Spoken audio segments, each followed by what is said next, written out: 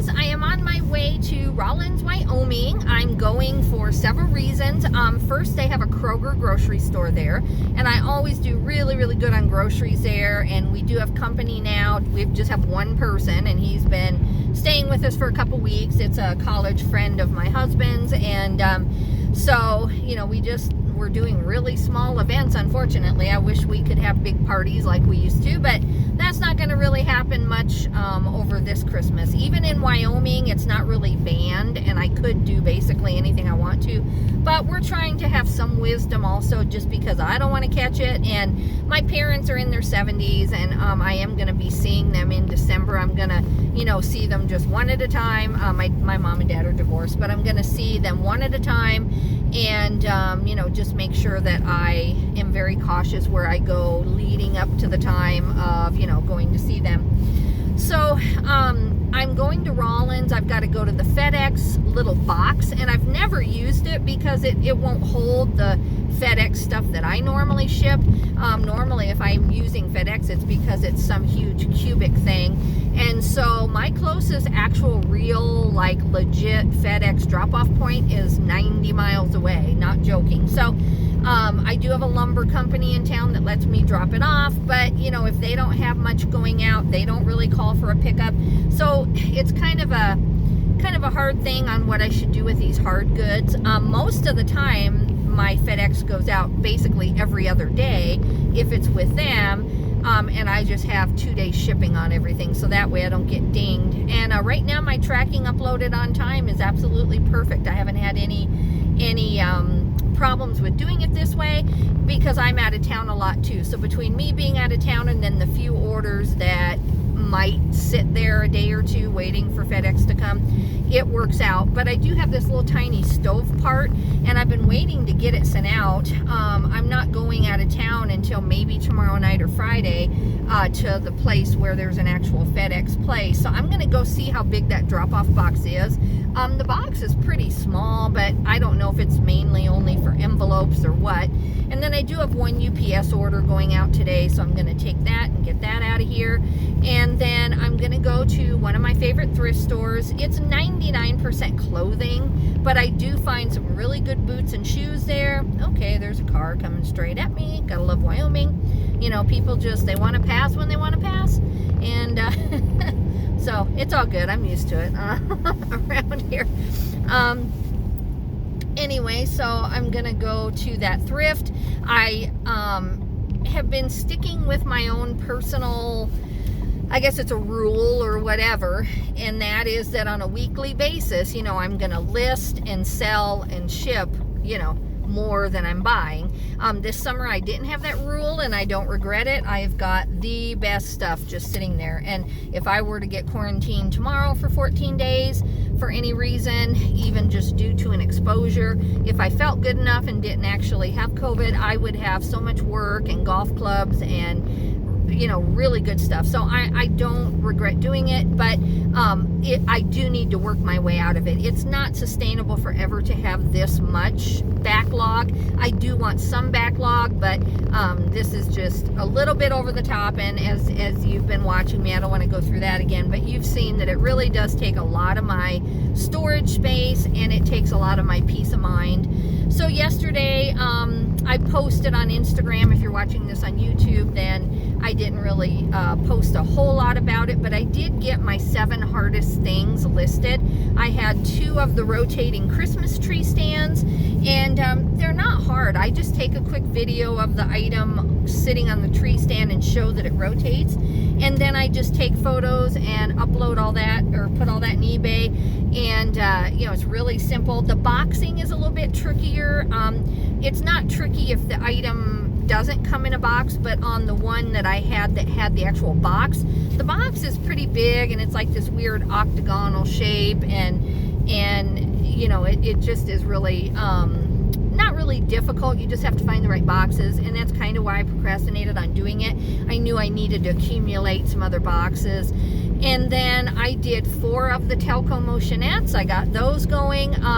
2 were Santa and Mrs. Claus. I had paid under $10 each on these, and so those 2 together should sell for about 80 something, plus the customer pays the shipping. And that wasn't that hard to Frankenbox because they were wide. So I believe I used 2 medium Home Depot boxes and just went on top of each other. So that actually was just as simple as packing, you know, anything else. And then I did 2 other Telco Motionettes. I didn't sell them as a set. I sold them separately. And they're 2 girls. One looked like she kind of had a Victorian dress. And if you do find any of the Telco girls that definitely have a Victorian dress, those go for much higher. Those are like in the $80 range. The other 2 should, you know, or the 2 I have, I did put Victorian in one because she had a feather in her hat and she looked kind of Victorian to me. The other one wasn't, so I'm hoping to get between 50 and 80 on those 2. And then everything else I did was kind of either Christmas toys that needed to be done, or I had this Christmas gumdrop tree stand, and it's really cute. It's just a vintage thing, so I'm hoping to get about 12 for it, but I paid like 50 cents in a big bulk lot. So that's what I did yesterday. So I only did about 7 or 8 listings, but they were all, you know, really good things that really needed to be done this time of year, or else I shouldn't have bought them. So now I'm gonna let myself have just a second of peace of mind, go shopping, reward myself, and then I'm gonna go home and get right back to it. I'm gonna bake while I list. So what that means is I'll, you know, mix it up, and then while it's baking I'll list in between. It's not ideal. I do like to separate my work from my home, but when you're baking, you know, you have an hour sometimes on a cake, so you might as well go you know, do something. And then I really want to get my shoe rack put together from Amazon. It should be very simple, and I just want to start editing my shoes and putting them on that rack, and I want to see if this is going to be a different direction I want to go on my storage for my shoes. So guys, that's really all that's been going on, is I've just been listing and really trying to reorganize my area, but the listing has to come first, and I'm just a big believer that if you list your way out of the mess, then you'll be fine. I know I could take another day or 2 and just keep reorganizing, but things that I am editing and putting away where they go, they are selling very, very fast. Like I keep going back to those same tubs. So I'm really happy with my sales. I'm at 9,000 right now for the month on eBay. Part of that is a arbitrage product that I had found, and so that's not really like, you know, sustainable, because with just the clothing I'm more in the 7,000, 7,500 a month range with, you know, the hard goods and the clothing I'm doing. But for this week it makes me really happy. It looks great in my numbers, even though I know that next week it's really going to go down unless I just really can list about $2,000 in items and actually sell 2,000 in items. So I'm trying. I'm really going for it. I'm listing my most expensive stuff, and I'm hoping to kind of keep that number bumped up, and I'm still hoping to be to 10,000 a month by end of December, at the latest end of January. Thanks to Poshmark, Etsy, and Mercari, you know, that's happening pretty quick. And I am at 10,000 a month if you count my weekly Amazon sales, because I have really good margins on eBay, or on Amazon also. I try to do at least a 50% margin on my Amazon stuff. So, you know, I'm really happy with this arbitrage product and everything, and that just really, you know, kind of pushed me up. But anyway, guys, I'm going to let you go. I'm going to get into the grocery store. There is a Kroger here. I do find stuff on the clearance shelf, like food and really good products that are not expired. And I do really good with some actual arbitrage from this Kroger. But mostly I just get my own personal groceries, and I save a ton of money driving up here. I think I forgot my coupons. Not that I was going to really coupon, but I did have a couple that I should have grabbed. But that's okay, you know. The other thing I did for myself is I did one personal thing today.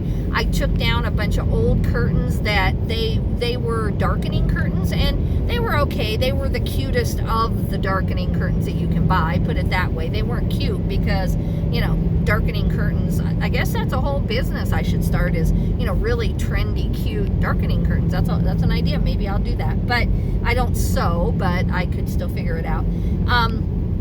But anyway, these were kind of plain Jane and more industrial, or not even industrial. I like industrial looking. They were just practical looking, I guess you'd say.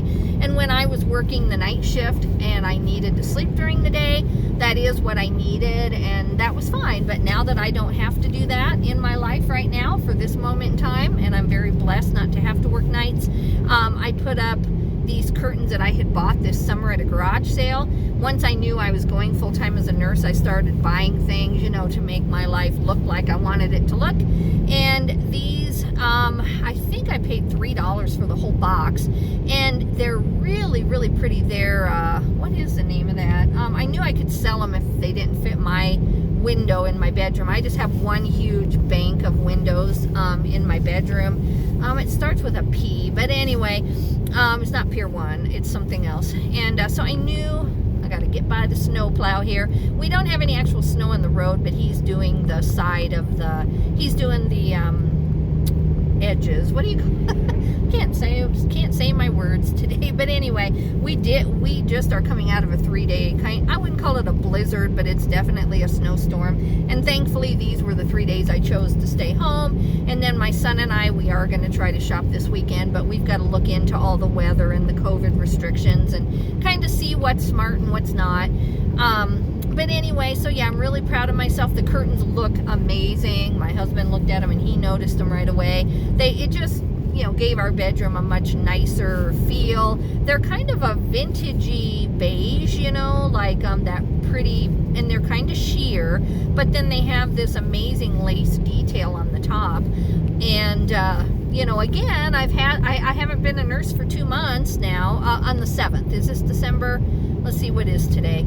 I don't even know. On December, no, it's not December 7th yet. On December 7th, it'll be 2 months since I've worked as a nurse or worked any night shifts. And those curtains have sat in the spare bedroom in a pile of other stuff that just haven't been put up. So I'm proud of myself. It took me, once I actually did it, because I had already washed them, you know, months ago I washed them. So it literally took me 15 minutes once I decided to do that. And, you know, that's why I just hate getting behind, because I know for a fact how fast I can do a lot of these things. And so when I feel behind, it really frustrates me more, because I know I'm not months behind. I know I'm just always a day or two behind, like a 15-minute job here or a 15-minute job there.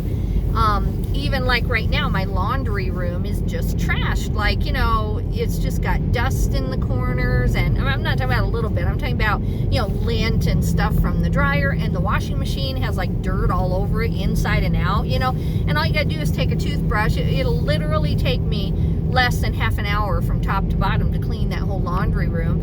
And it's been that way for probably 4 or 5 months when it started to bother me. But you know, it's fourth quarter, guys, and so I always choose my sales over that, because then you can buy some things, you can delegate some things if you really want to, and so it kind of works your way out of the problem. But I'm hoping to get my laundry room cleaned this week and just do that on a different day. But anyway, I'm rambling, and thank you for helping me get, you know, drive to the grocery store, kind of pass the time, and I'll get this video uploaded. It may not be able to go on Instagram because it's over 13 minutes, but I'll give it a try. See ya. Bye-bye.